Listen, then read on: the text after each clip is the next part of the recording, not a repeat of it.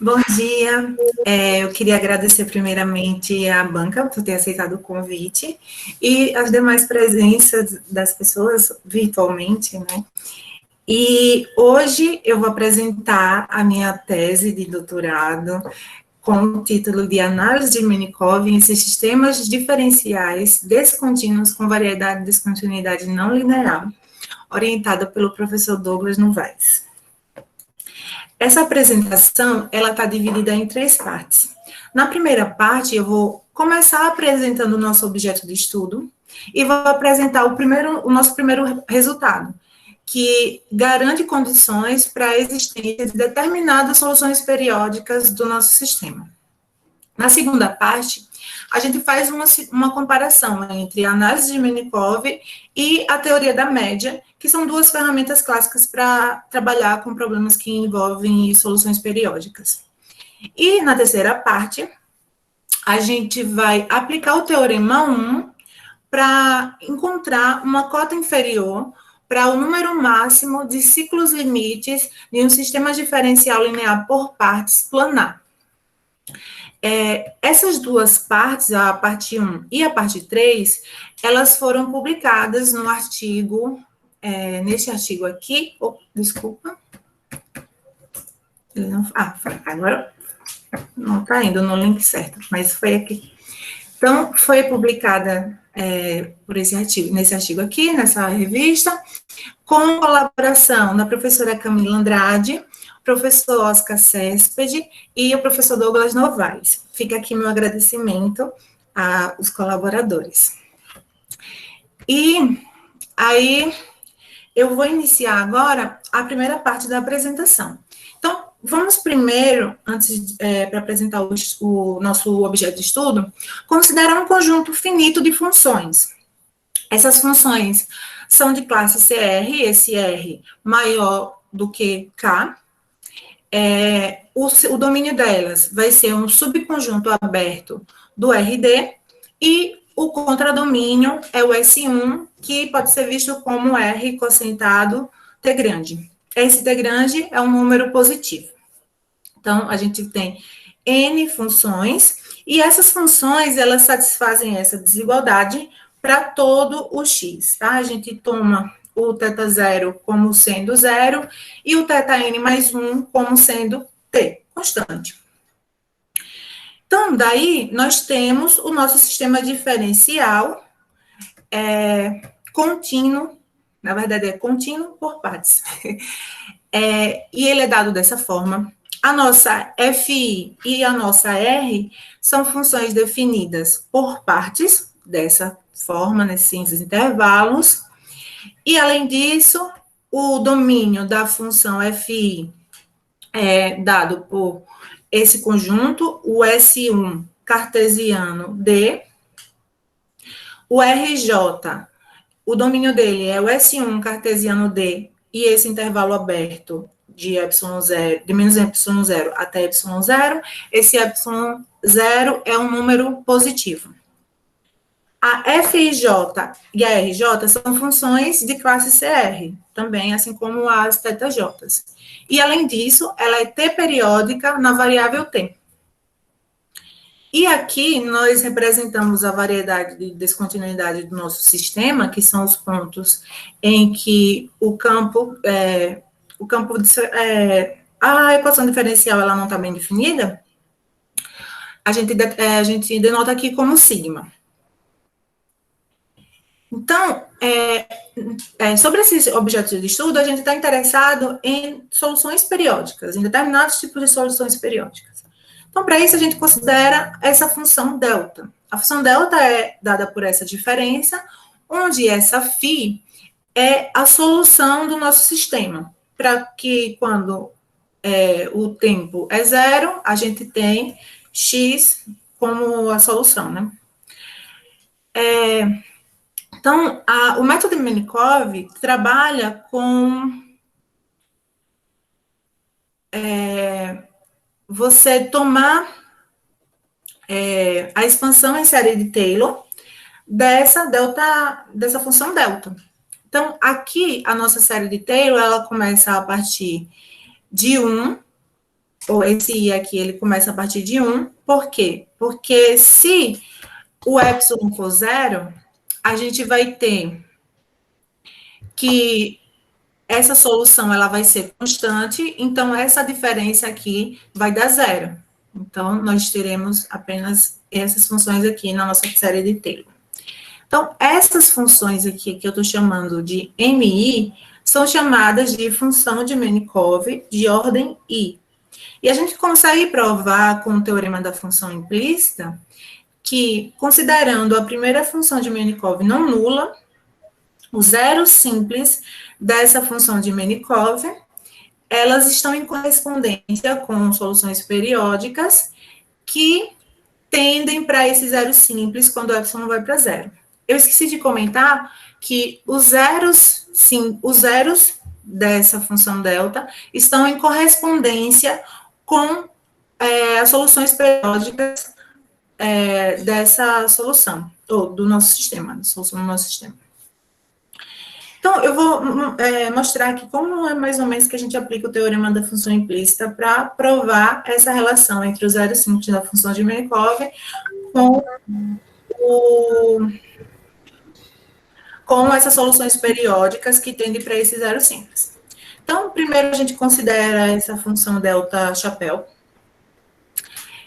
que é dada dessa forma, onde ML caligráfico é a primeira função de Markov não nula. Então, sendo a estrela um zero simples da função de Markov, a delta chapéu obedece essas regras.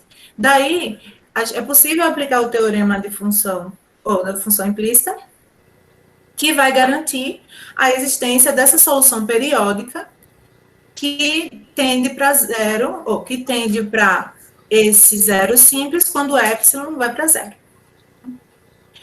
Então, em 2019, no artigo publicado em 2019 por Bastos, Buzzi, Libre e Novaes, foi determinada as expressões da função de Markov de ordem 1 e ordem 2, que são dadas por essas expressões.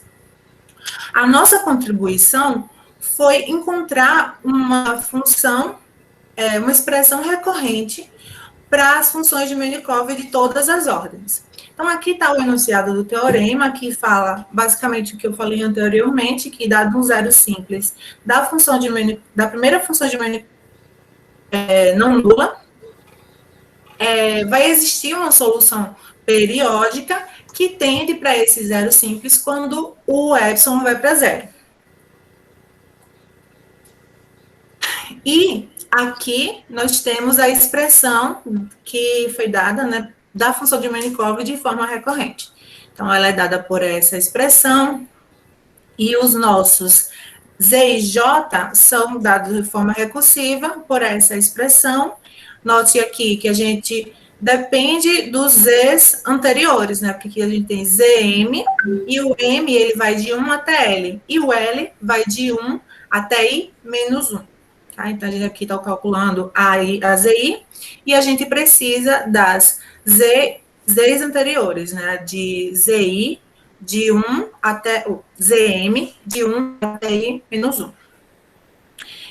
E aqui nós temos a expressão para um J qualquer, que é dada por essa, que depende dessas Zs anteriores, só que aqui em relação às Js.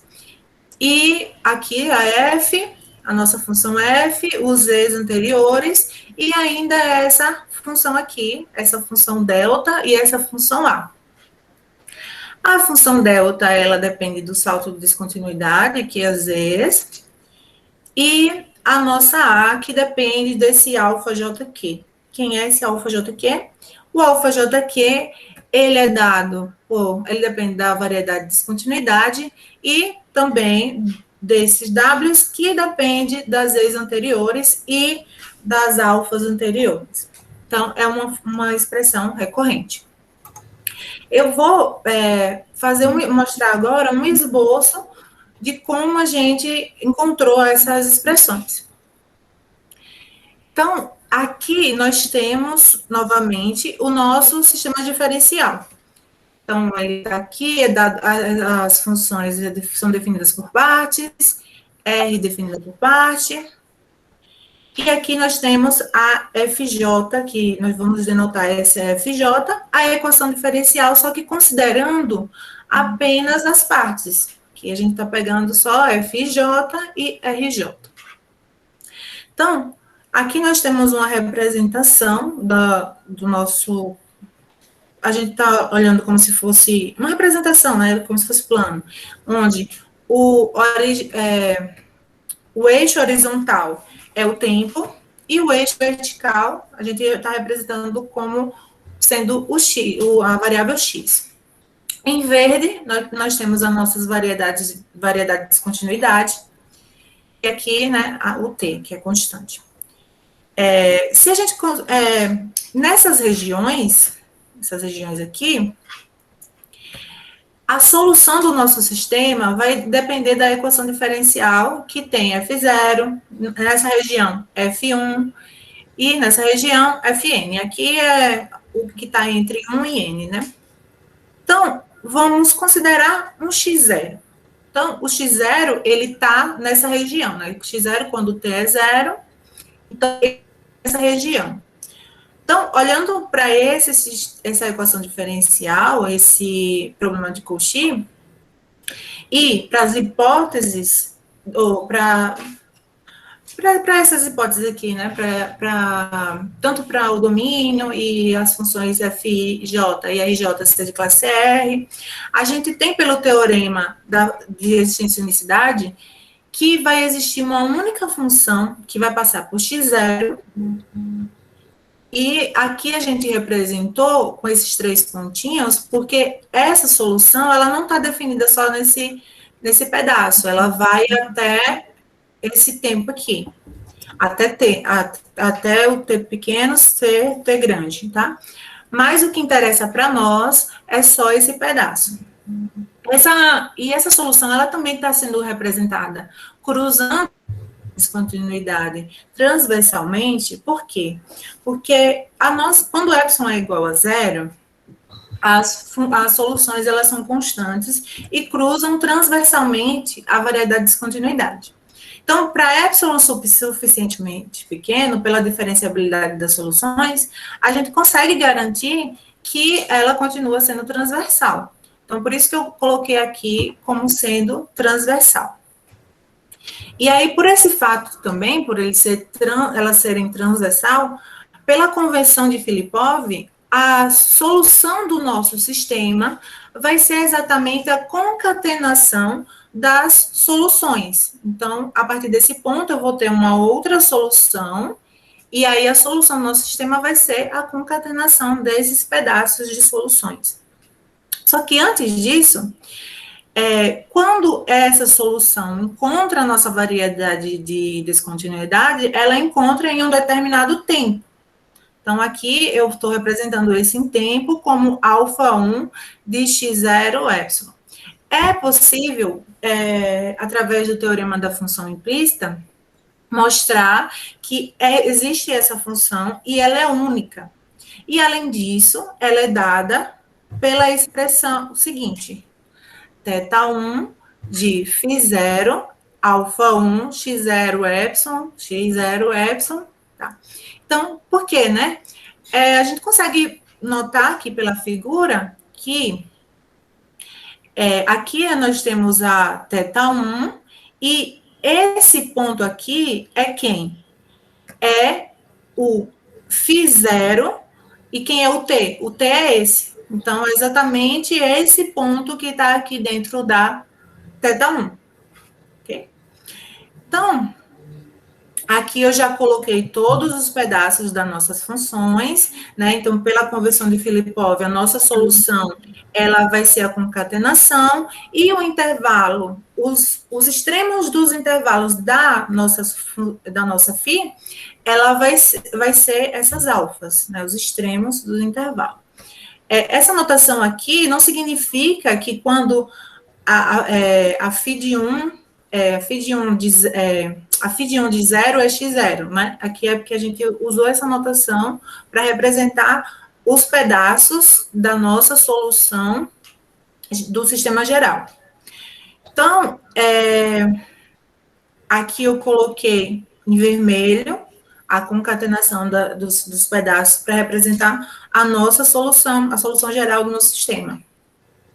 E lembrando, né, a nossa delta era definida como a φ de t de x epsilon. Então, como eu quero a delta de x0, né, eu substituo aqui o x por x0, e o t aqui é o t grande. E pela definição da nossa solução, né, quando o t é o t grande, a solução vai ser dada por φn. Então, aqui eu coloco a φn. Daí, para a gente conseguir aquelas expressões, a gente tem que fazer a expansão em série de Taylor dessas φn's. Como fazer isso? Utilizando essas relações que eu mencionei anteriormente, né? O que eu falei anteriormente é a prova, o esboço da prova desse lema. Então, aqui a gente tem que a nossa solução, ela é dada por partes, e aí temos, né, os extremos, que são dados pelas alfas, que são funções únicas, que a gente mostra que elas existem e são únicas, pelo teorema o teorema da função implícita. Essas soluções FJs, elas representam esse problema recursivo aqui, né, é problema do valor inicial. Então, tá tudo... A gente utiliza essas relações para poder achar as expressões, fazendo as expansões de série de Taylor. E ainda temos que a alfa, ela cumpre com essa igualdade. Então, utilizando isso, nós conseguimos fazer, e para provar esse lema, a gente fez aquilo que o esboço foi feito, eu falei anteriormente, e, além disso, a gente utiliza uma proposição que é mais técnica, que eu não mencionei aqui, mas está no trabalho. Então, sobre o teorema 1, é isso que eu queria falar. E agora nós vamos fazer a comparação, que eu falei no início, da análise de Markov e a teoria da média. Então, em 2015, foi publicado por Libre, Novaes e Teixeira, um desenvolvimento para sistemas suaves da teoria da média. E nele foi exibido as funções promediadas, que aí a gente conseguia, através do zero simples dessas funções, determinar soluções periódicas e tal. E elas são dadas por essas expressões, de forma recursiva também, por essas zetil. Em 2015, ainda em 2015, foi provado por Libre, Mereu e Novaes que a função de Markov de ordem 1 é igual à função promediada de ordem 1.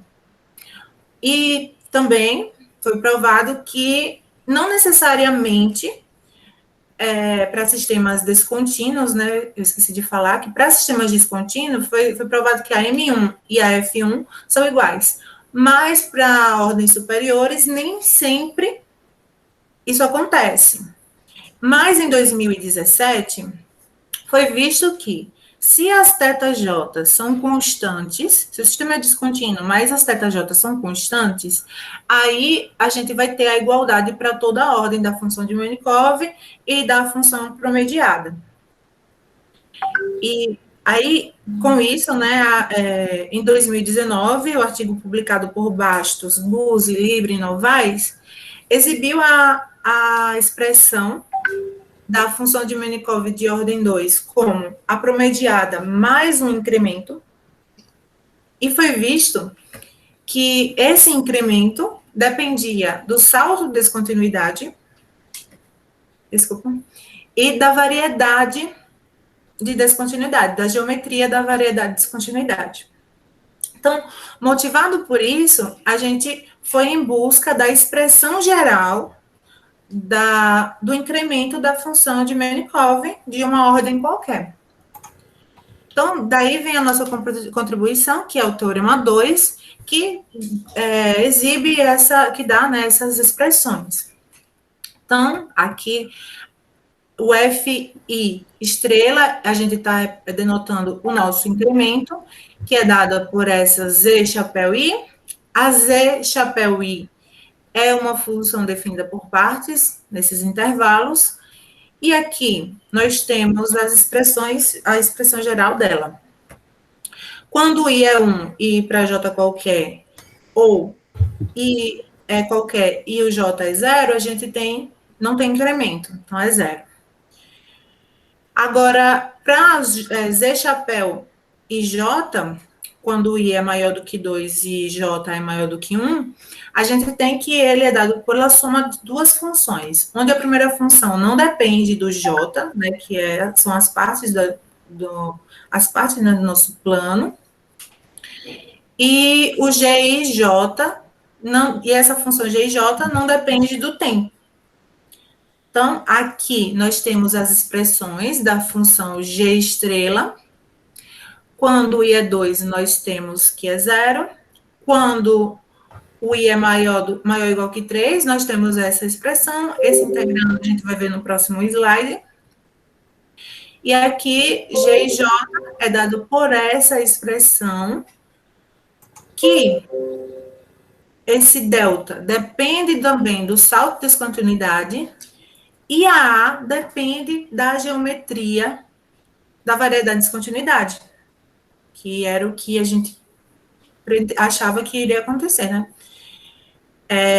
Aqui, a saber, né, a gente tem os integrandos aqui dessa G estrela I, que elas dependem do Z til, que são das funções promediadas, e do G chapéu, que é o incremento. Então, essas expressões, elas estão diferentes do arquivo que foi para a banca.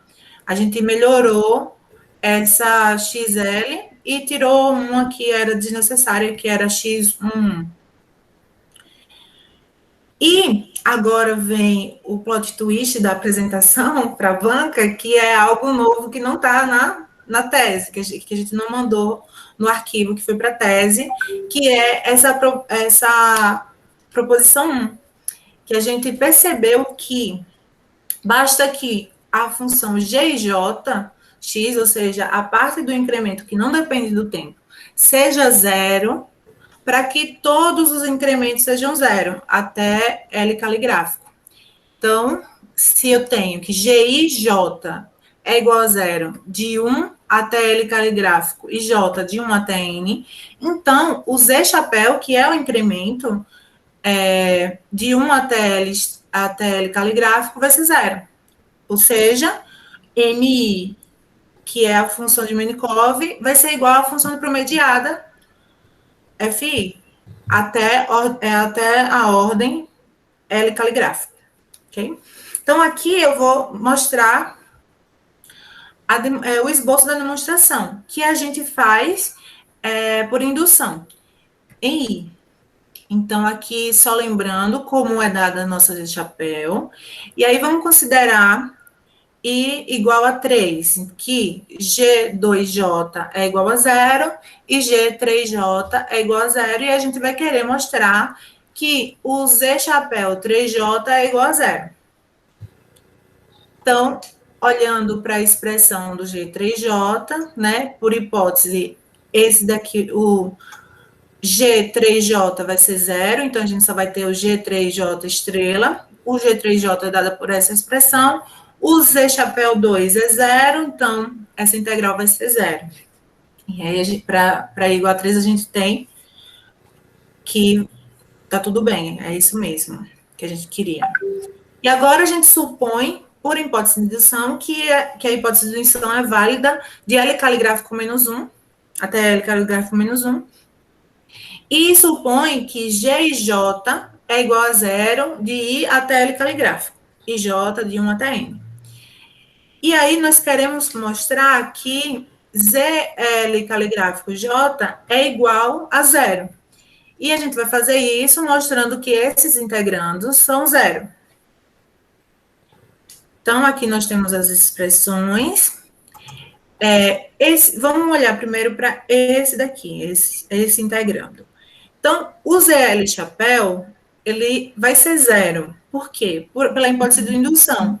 Porque esse L aqui, olhando para essa expressão, ele vai de 2 até L menos L caligráfico menos 1, que, por hipótese de indução, é zero. O mesmo vai acontecer para esse outro integrando. Então, o PQ, ele é maior ou igual que 1, porque se fosse zero, a gente já teria que o integrando é zero. Então, sendo ele maior ou igual que 1, a gente vai ter um NQ. Então, considerando aqui que M é igual a Q, a gente tem Z chapéu Q, MQ é 1.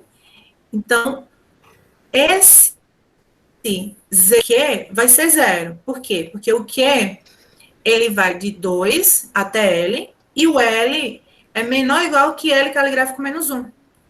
Então, por hipótese de indução, eles são zero. E como essa função aqui, ela é LB multilinear, aí a gente tem que esse integrando é zero. Okay? E aí encerra a demonstração. Então, a gente viu aqui, só para retomar a expressão do nosso incremento, que ela dependia de duas funções, a gente vê que basta que essa função G e F, que depende apenas do saldo de descontinuidade e da geometria da variedade de descontinuidade, para que os nossos incrementos sejam zero.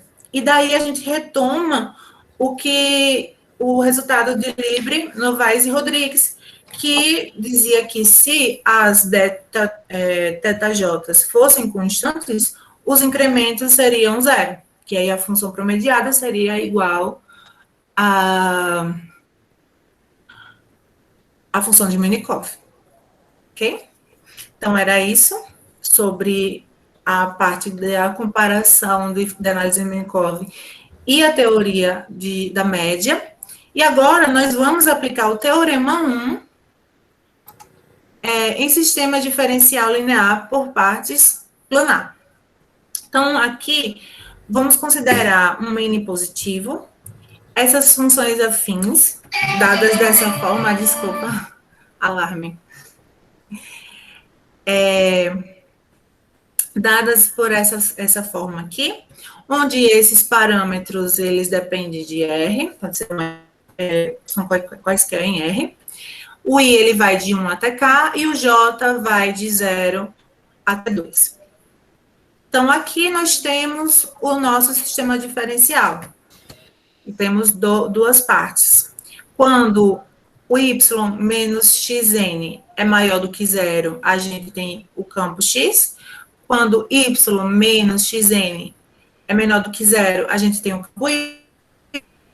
E assim, a curva de descontinuidade do nosso sistema vai ser Y igual a XN. Então, sobre esse sistema, a gente está interessado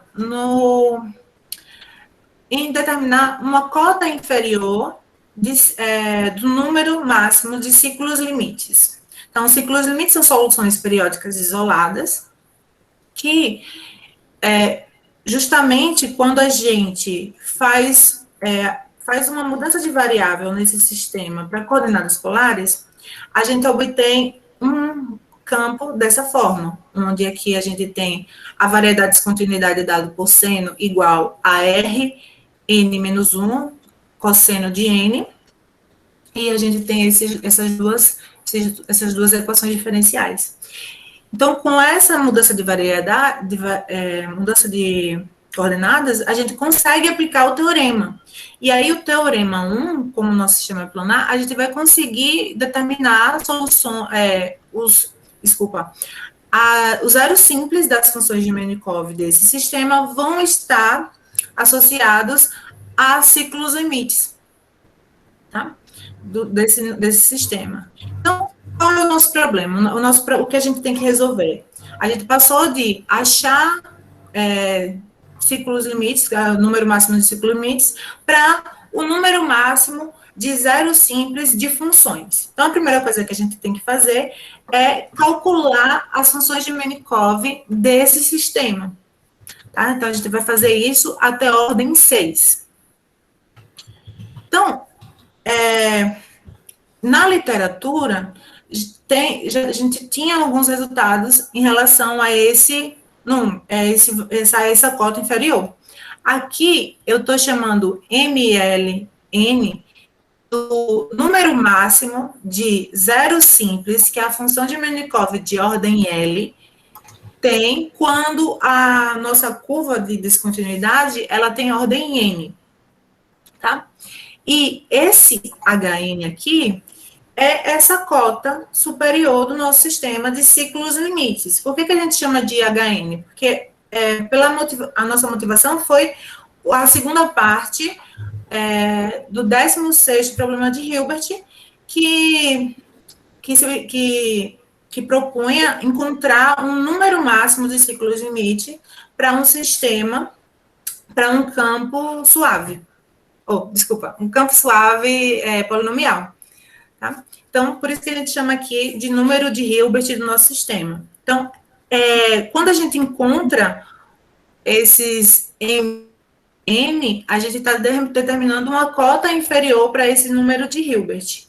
Então, na literatura já havia essas cotas. Então, quando a variedade de descontinuidade tinha ordem 1, a gente tinha que a cota era 3. Quando a variedade de descontinuidade tinha ordem 2, a gente tinha grau 2, a gente tinha que a cota era 2. E quando a variedade de descontinuidade tinha grau 3, a cota era dada por 7. Então, a nossa contribuição foi preencher essa tabela e melhorar as cotas inferiores. Então, aqui a gente tem todos os valores que a gente encontrou para as ordens de Markov e o grau da descontinuidade. Então, aqui, a cota para o grau 2 foi 4, a cota para o grau 3 foi 8, a cota para o grau N pá maior ou igual que 4 foi 7, e a cota para N ímpar maior ou igual que 5 foi 9. Então, aqui, a gente tem o enunciado do teorema formal, que a tabela resume esse enunciado aqui.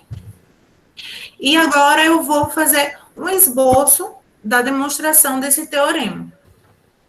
Então, primeiro, só lembrando, antes disso, né? Então, esses M's, eles são cotas superiores, são as cotas, o número máximo de zero simples das funções de Markov. Então, a primeira coisa que a gente tem que fazer é calcular as funções de Markov. E, antes disso, vamos considerar as famílias aqui, de F1 até 7. Essa F7 aqui é a única que depende de lambda. E elas são definidas de 0 até infinito. E essas funções são dadas por essas daqui. A gente tem aqui um arco tangente. E a função que depende do lambda. O K, ele é inteiro, positivo. E o lambda é real. E aqui a gente tem a única função que depende de lambda, ela é dessa forma. Assim, primeiro, vamos fazer para a ordem 1. Então, a gente tem a função de Markov de ordem 1 do sistema. Quando o n é 1, é um caso mais simples, vai dar um polinômio de grau 1, que aí a gente tem um único zero simples, né? O máximo é 1 zero simples.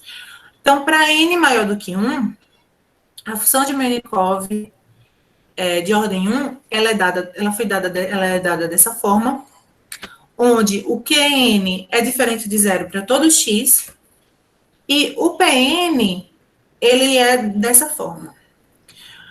Quando o N é par, ele é combinação linear dessas funções. O 13, o 15, o 5 e o 2.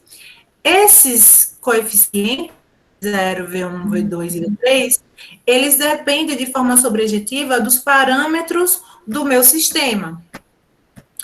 Desses azinhos aqui. Tá? De forma sobrejetiva. Então, deixa eu voltar.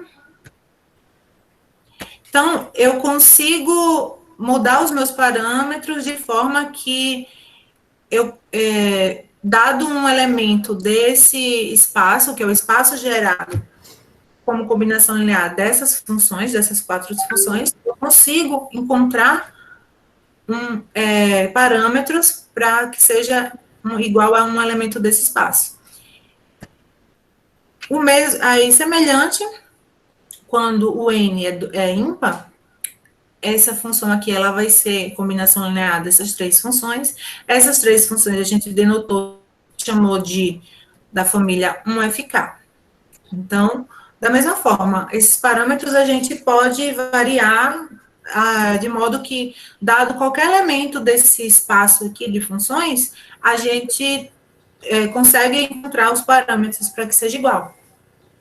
Então, o nosso problema, né, que é encontrar o número de zeros simples dessa função de Minkov, passou a ser determinar o número máximo de zeros que um elemento dessa família aqui de funções e dessa seja zero, ou seja o número máximo de zeros simples possível de um elemento desse espaço, né, que é combinação linear dessas funções aqui. Isso para a ordem 1. O mesmo acontece para a ordem 2 até 6. Só que tem um detalhe. Quando a gente vai calcular a função de Minkov para a ordem maior, a gente tem que garantir que as anteriores sejam zero. Por exemplo, se a gente vai olhar para a função de Minkov de ordem 2, então a gente tem que garantir que a M1 seja zero. Então, a gente consegue um único conjunto de parâmetros para que a M1 seja zero. Então, a gente só vai ter que analisar uma função de Minkov de ordem 2. Só que para ordens superiores, aumenta esse número. Como assim?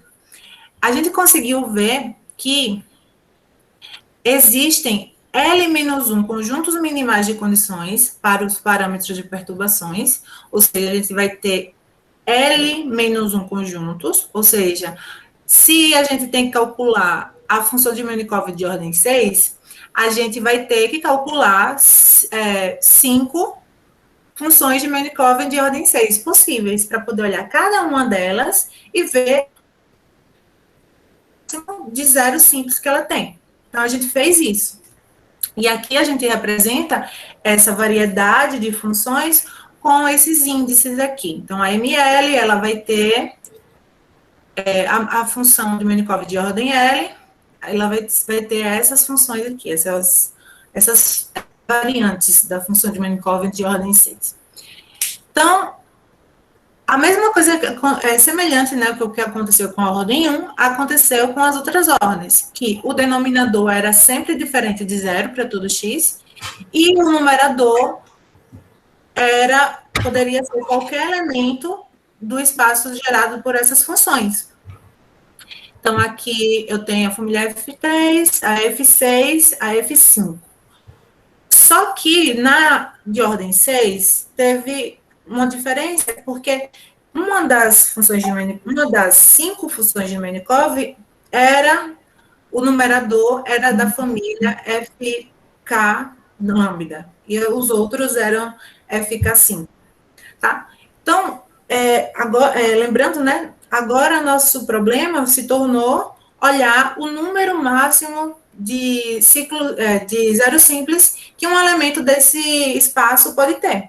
Então, para resolver isso, a gente usou uma ferramenta que é bem utilizada para esses casos, que é a teoria de Chebyshev. Que aqui eu vou dar as definições e os teoremas que a gente utilizou para poder classificar aquelas famílias e determinar esse número máximo para poder ter a cota e responder o nosso teorema, né? Resolver, demonstrar o nosso teorema. Então, a primeira coisa que eu vou fazer aqui é falar sobre essa notação, para ficar um pouco mais simples de enunciar os teoremas. Então, F então, esse F caligráfico, desculpa, esse F caligráfico é um conjunto de n mais uma funções ordenadas, e esse ZF é o número máximo de zeros que um elemento daquele espaço, por exemplo, se eu pego uma função que seja combinação linear dessas funções, o número máximo de zeros que ela pode ter é esse ZF, tá?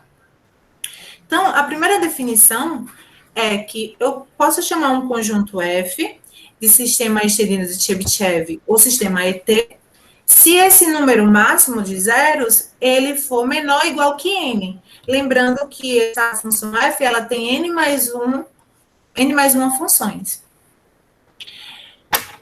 A segunda definição é que se esse número máximo de zeros for n mais k, aí eu vou chamar o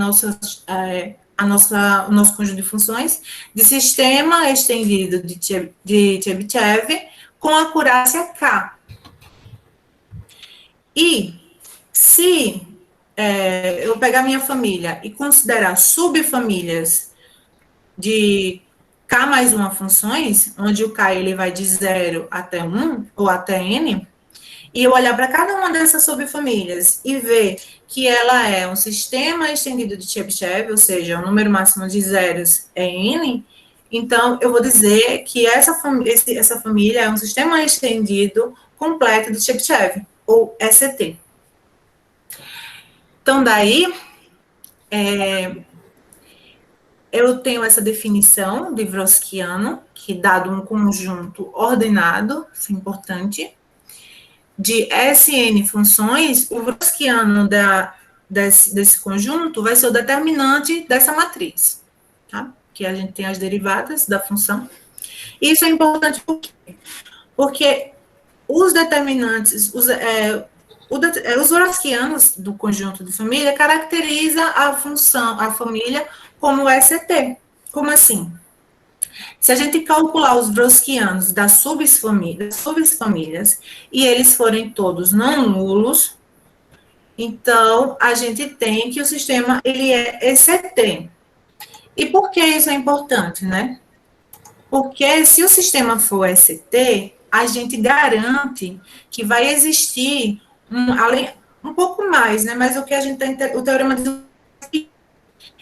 no que a gente está interessado é que se a gente tem que o sistema é ST, esse teorema garante que vai existir um elemento nesse espaço aqui que tem exatamente n zeros. Então a gente consegue uma cota superior. E esse segundo resultado diz que se os Wrotskianos de 1 até n-1 não tiverem zeros, mas o último tiver um zero simples, então o número máximo, a gente vai ter um elemento pelo menos um elemento, né, nesse espaço, que vai ter exatamente n-1. Então, a gente tem um elemento que atinge a cota máxima de zeros.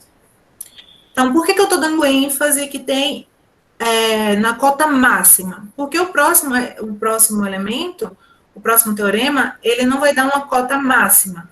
Ou não vai ter um elemento que atinja a cota máxima, mas vai ter uma cota.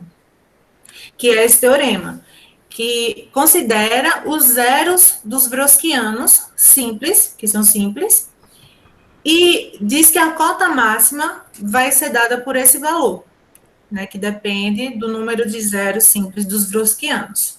Então, todo elemento daqui vai ter essa cota máxima, não necessariamente vai ter um elemento que atinge a cota, como nos teoremas anteriores. E aí, essa observação diz que não necessariamente, para ter esse resultado de cota, a gente não precisa que os zeros sejam simples. E mesmo eles não sendo simples, a gente também tem essa cota aqui, que tem essa cota de zero simples. Então, com isso, com esses teoremas, esses 3 teoremas e essa observação, a gente consegue classificar as nossas famílias, né, que o numerador das nossas funções de Markov poderia ser qualquer elemento dessas famílias, do espaço gerado por essas famílias. Então, essas 4 famílias aqui são ECT, ou seja, por exemplo, aqui do F2, se ele é ECT, então ele tem 4 funções, né? Então, tem 3 zeros, um elemento gerado de forma, como combinação linear da F2, tem no máximo 3 elementos, e tem exatamente 3. A gente consegue um elemento que tem exatamente 3. E aqui no caso desse 4, nesse 5 e nesse 7. Aqui também a gente consegue atingir a cota. Então, existe um elemento que seja a combinação dessas famílias que atinge esses zeros, ou essa quantidade de zeros, assim, essa cota, né, superior. Já nessas duas famílias, nessa família aqui, que é a família que depende de lambda, né, quando o I é K, nesses 2 casos a gente não consegue atingir a cota, por isso que está entre esse número máximo de zeros, ele está entre 8 e 10 e o outro entre 9 e 14. Então, utilizando o teorema e a observação, a gente consegue encontrar essas cotas, esses valores. E essas cotas inferiores aqui, a gente conseguiu exibindo um exemplo, que tinha exatamente 8 zeros simples, e esse daqui, que tinha exatamente 9 zeros simples. Então, com essa classificação e com o fato de que a função de Markov, o numerador, pode ser qualquer uma, a gente consegue, né, qualquer elemento que seja gerado por essas famílias de funções, como combinação linear, a gente consegue provar esse teorema. Okay? Então, isso encerra o esboço da demonstração. Aqui eu tenho as referências do trabalho que eu mencionei na apresentação. Esse primeiro é o nosso artigo, que foi, novamente, né, que foi em colaboração com a professora Camila, com o professor Oscar Céspedes e o professor Douglas Novaes. Nesse daqui é o artigo que a gente se propôs a generalizar, que foi feito por Bastos, Buzzi, Libre, Novaes. Nesse daqui, do Libre, Novaes e Teixeira, que foi de 2014, é onde tem as funções promediadas para uma ordem qualquer, que é da teoria da média.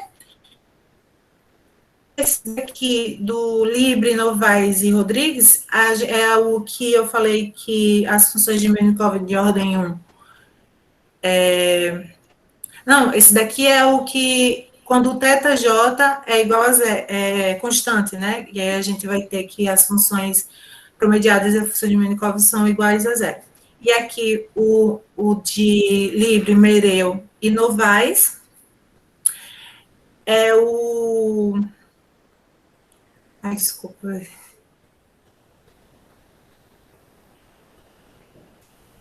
Deu branco.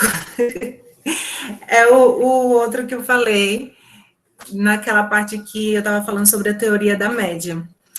Sim, esse daqui é o que é onde foi visto que para sistemas descontínuos de ordem 1, a função de Markov e a função promediada são as mesmas, mas que não necessariamente para uma ordem superior ia ser iguais. Era isso. Desculpa. E muito obrigada por sua atenção. E era isso que eu tinha para falar hoje. Muito obrigada.